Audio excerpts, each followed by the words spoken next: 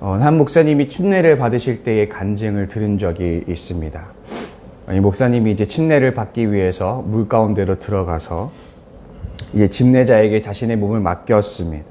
이제 이 침례자가 이 수세자 목사님을 이제 물속에 이제 잠기게 했습니다. 근데 이상한 것이 이 침례자 목사님이 금방 자신을 끄집어낼 줄 알았는데 그러지 않더라는 것이죠. 시간이 10초가 지나고 30초가 지납니다. 그 목사님이 점점 의구심이 듭니다. 근데 다시 또 시간이 흐릅니다. 점점 참았던 숨이 조금씩 차오르기 시작합니다. 또 시간이 흐릅니다. 50초가 넘어가고 이제 조금씩 한계에 다다르기 시작합니다. 그러자 이제 다급해지기 시작하죠. 위협을 간지한 육체가 이제 생존을 위해서 버둥거리기 시작할 때쯤에 이 목사님께서 생각한 것이 무엇이었느냐 하면 바로 죽음이었습니다.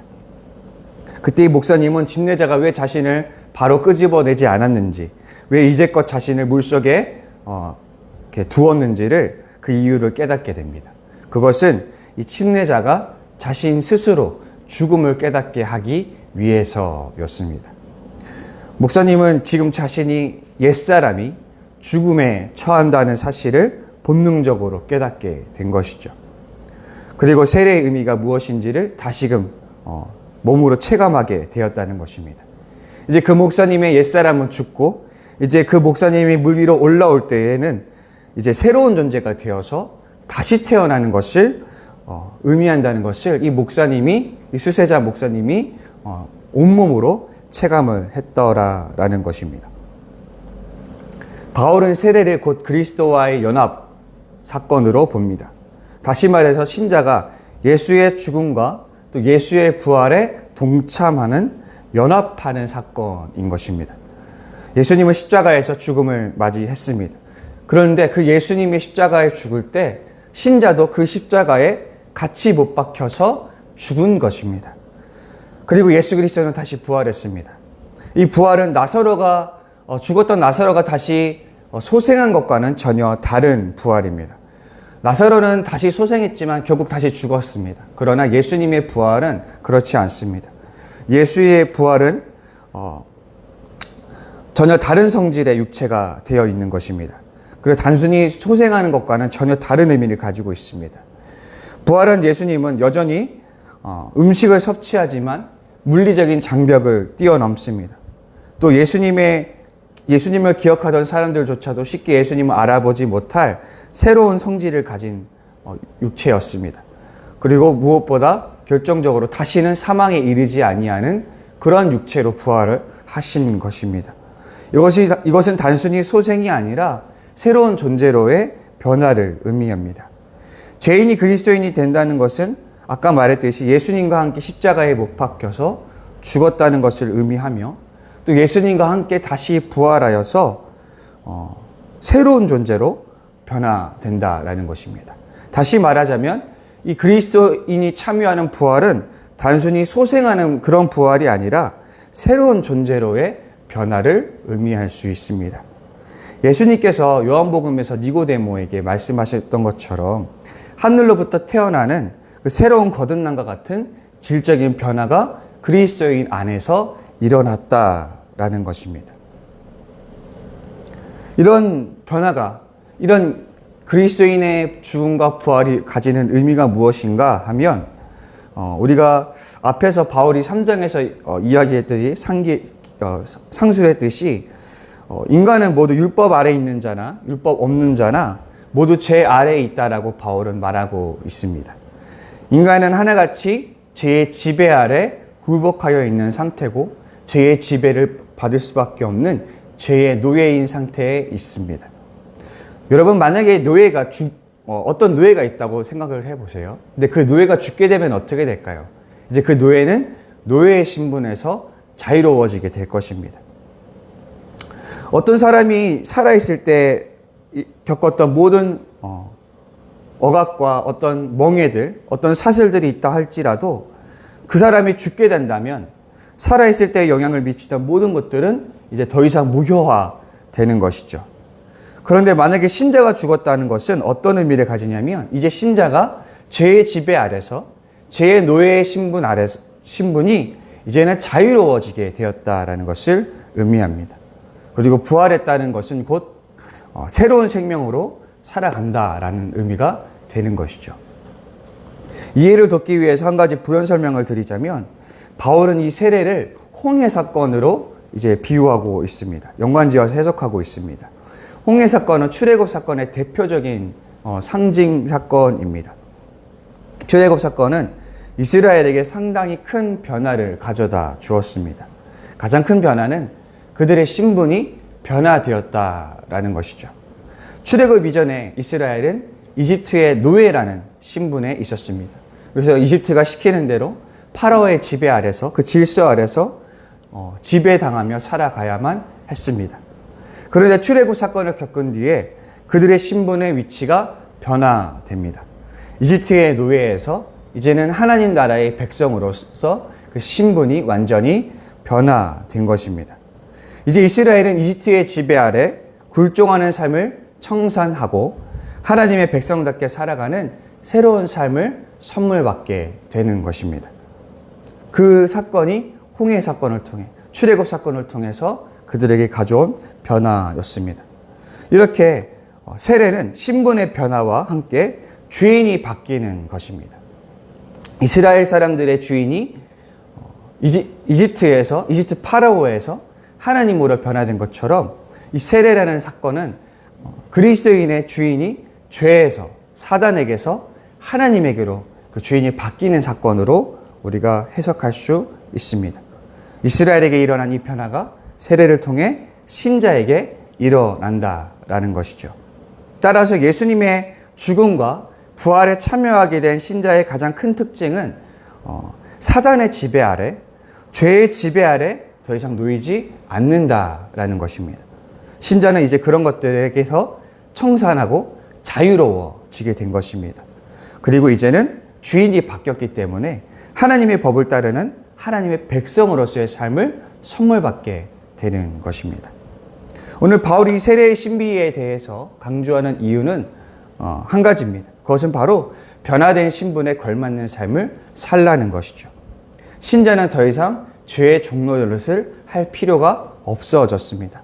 예수님이 신자들을 자유롭게 했으니 더 이상 죄는 신자에게 아무런 효력을 발휘하지 못합니다.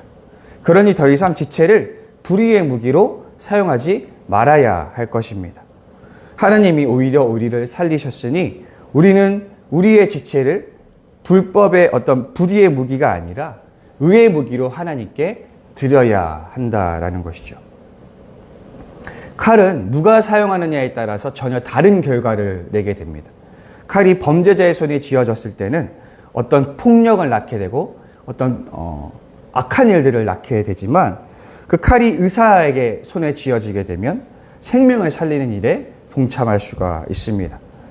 이전에는 세례를 받기 전에, 거듭나기 전에 신자의 삶이 사탄에게 의해서 죄의 아래서 휘둘렸던 삶이었다면, 이제 거듭나고 세례받은 신자는 그 하나님이 신자의 삶을 휘두르게 하여야 합니다. 결국 바울이 모든 신학적 견해를 상술한 목적은 그 변화된 신분에 걸맞는 삶을 살라는 것을 신자에게 권면하기 위해서입니다. 그 삶은 이제 죄에서 자유로워진 삶, 더불어 의로운 삶을 말하게 되는 것입니다. 예수님께서 상상수훈을 주시면서 신자의 삶이 세상과는 구별된 삶이어야 한다고 말하셨습니다. 세상에서는 직접 살인을 해야만이 그 살인의 죄가 인정이 받지만, 예수님은 형제에게 미련한 놈이라고 말하는 자마다 심판을 받는다라고 말씀하셨습니다.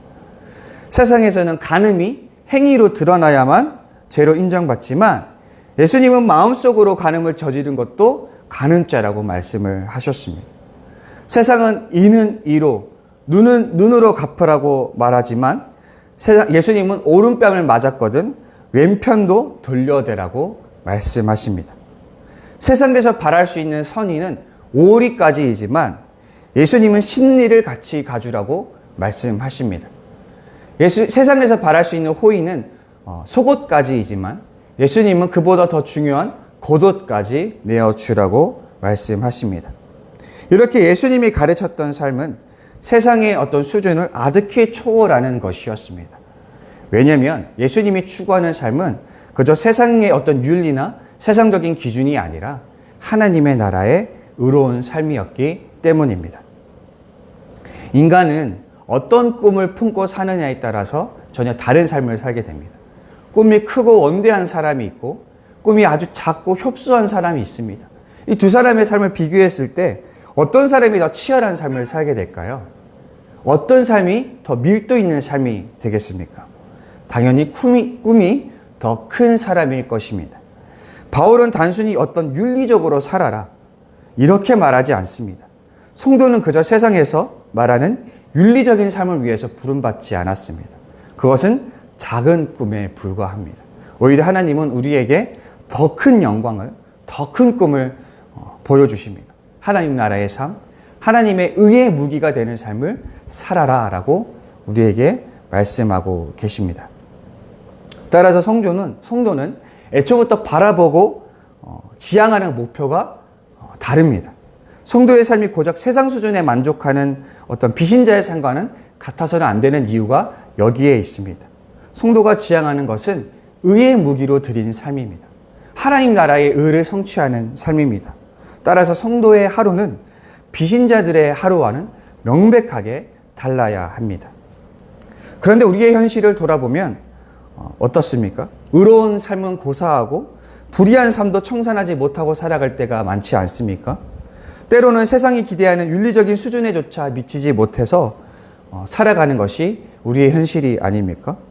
세상이 교회를 걱정하고 세상이 교회를 오히려 지탄하고 윤리적으로 비판하는 것이 우리의 현실인 것 같습니다. 성도는 이 같은 사실에 분노하고 근심할 줄을 알아야 합니다. 성도는 당연히 또 교회는 세상의 모범이 되어야 될 줄을 믿습니다. 누구보다 법을 준수하고 흠없이 살아가는 삶으로 믿지 않는 사람들에게서도 인정을 받아야 되고 박수를 받아야 되는 삶을 우리는 응당 살아야 합니다. 동시에 그 삶을 성도는 고작 그곳에서 머물러서는 안 됩니다. 왜냐하면 우리 성도가 지향하는 삶은 훨씬 더 높은 하나님의 나라의 의를 추구하기 때문입니다. 우리의 신앙의 수준은 교회 안에서 판가름 나지 않습니다. 우리가 교회 생활을 열심히 하고 헌금 생활을 열심히 하고 기도를 많이 하는 것으로 우리의 신앙의 수준이 평가되어서는 안 됩니다. 내 신앙의 수준을 평가하는 것은 나와 가장 가까운 내 이웃이 내 신앙을 평가하는 것입니다. 우리는 가장 가까운 이웃에게 인정받는 삶을 살고 있습니까?